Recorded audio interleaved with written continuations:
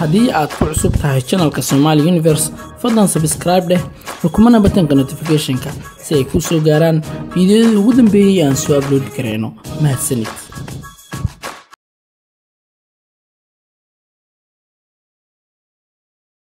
جاءتنا الأخبار أن أحد الشباب سلك طريق الاستقامة وركب سفينة النجاة وبدأ يحافظ على الصلاة ويحفظ القرآن.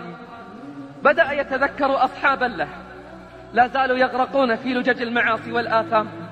ود لو أنهم ركبوا معه في سفينة التوبة والنجاة وانضموا إلى قوافل العائدين. زارهم وليته لم يفعل.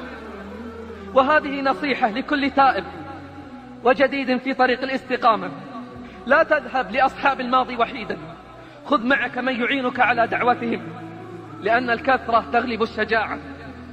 زارهم يريد لهم الهداية، فبدأ الهجوم عليه من كل الجهات: أتذكر يوم كذا وكذا؟ وعلت الأصوات وانطلقت الضحكات. وقام من عندهم بعد أن جددوا جراحا ماضية وحركوا في القلب والنفس أشياء، وبدأ الصراع من جديد. جاءوه بعد أيام يعرضون عليه السفر إلى مكان قريب بقصد شراء سيارة. قالوا له: نريد من يذكرنا بالله ويؤمنا في الصلاة ويعلمنا الجمع والقصر. فزينت له نفسه السفر وانطلق معهم، وليته لم يفعل.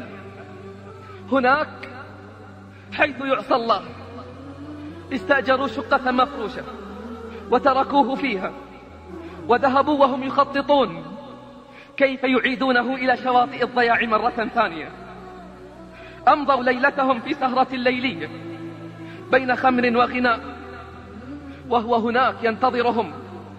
اتفقوا مع بغي زانية فاجرة على أن يدفعوا لها الثمن أضعافا مضاعفة إن هي استطاعت أن توقع صاحبهم في الفاحشة. الله أكبر! يدفعون أموالهم ليصدوا عن سبيل الله. أدخلوها عليه ومعها خمر وشريط غناء حتى تكون الليلة حمراء، والخمر مذهبة للعقل، والغناء بريد الزنا. خلت به وخلا بها، وما خلا رجل بامرأة إلا كان الشيطان ثالثهما.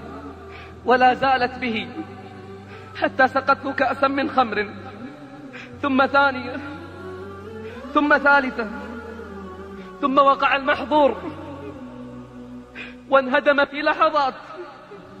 بنيان لطالما تعب حتى بناه، بنيان لطالما تعب حتى بناه. نام في فراشه عاريا مخمورا والعياذ بالله. فلما أصبح الصباح جاء شياطين الإنس يطرقون الباب وضحكاتهم تملأ المكان. فتحت الفاجرة لهم الباب فقالوا لها: هاتي ما عندك، ما الخبر، ما البشارة؟ قالت: أبشروا أبشروا فقد فعل كل شيء. شرب الخمر وزنى ثم نام وهو عريان في فراشه الآن. تبا لهم ولأمثالهم، أيفرحون ويستبشرون أن عصي الله؟ يفرحون أن صاحبهم زنى وشرب الخمر بعد أن كان يصلي ويقرأ القرآن؟ دخلوا عليه ضاحكين شامتين وهو مغطى في فراشه. أيقظوه: فلان فلان، فلم يجبهم. فكرروا النداء: فلان فلان، فلم يجبهم. حركوه قلبوه في فراشه فلم يستيقظ. اسمع الفاجعة: صاحبنا شرب الخمر وزنى ونام. صاحبنا شرب الخمر وزنى ونام. شرب الخمر وزنى ونام. شرب الخمر وزنى ونام. ومات من ليلته في فراشه. ومات من ليلته في فراشه على أسوأ ختام. إنا لله وإنا إليه راجعون. يا الله، أما كان صاحبهم يصلي ويصوم ويقرأ القرآن؟ أليس قد جاء معهم يريد لهم الهداية فأرادوا له الغواية؟ لقد دفعوا أموالهم وأوقاتهم ليصدوه عن سبيل الله، فهل سينقذونه من عذاب الله؟